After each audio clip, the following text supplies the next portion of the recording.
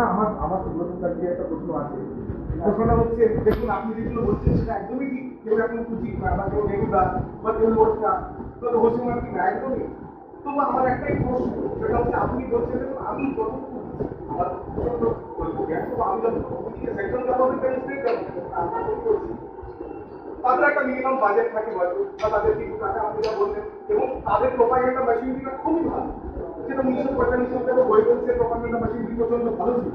এবং আমি লেফটের দিকে যখন তাকাচ্ছি তখন দেখছি তারা সোশ্যাল মিডিয়ায় জায়গাটা পর্যন্ত প্ল্যান তাদের প্রচারটা তারা ওইভাবে করতে পারছে। তো ইনডাইরেক্টলি একটা এই যে পাওয়ার সেন্ট্রিক একটা সোশ্যাল স্কিজোফ্রেনিয়া যেটা তৈরি হচ্ছে আমাদের দেশে বা আমাদের রাজ্যে হচ্ছে কোন জায়গায়, এইটাকে আমরা কিভাবে শেষ করবো? How can we parish this social schizophrenia which is happening due to the কি বলে vicious binary politics? এই মানুষের মধ্যে ব্যাপারটা চলে আসছে, নয় গেরুয়া নয় সবুজ, এর মাঝখানে কোনো সমীক্ষাও দিচ্ছে বড় কোনো প্রাইভেট অর্গানাইজেশন, সেখানে লেফটের নাম থাকছে না, লেফটের কোনো সিট থাকছে না, লেফট জিরো হয়ে যাচ্ছে।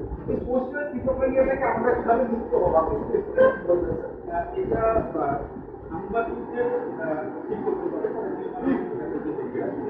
এখানে সোশ্যাল মিডিয়ার একটা খুব বড় জায়গা রয়েছে আমার এলাকায়। সেখানে যেটা আমি বললাম, যেটা আমি বললাম, এখানে অনেক স্বাধীনতা আছে, এখানে আমাদের অনেক স্বাধীনতা। আমরা ইচ্ছে করলে এটা করতে পারি, আমরা ইচ্ছে করলে ওদের কাছে কিন্তু যেটা প্রশ্ন হচ্ছে যে এই বাইনারির মধ্যে লোকের যে মাথা যে ব্রেন ওয়াশ হয়ে গেছে, যে এক্সট্রা কিছু নেই, সেইটা আমরা কতটা কাটিয়ে দিতে পারবো। এখানে একটা খুব বড় ভূমিকা আছে সোশ্যাল মিডিয়ায়।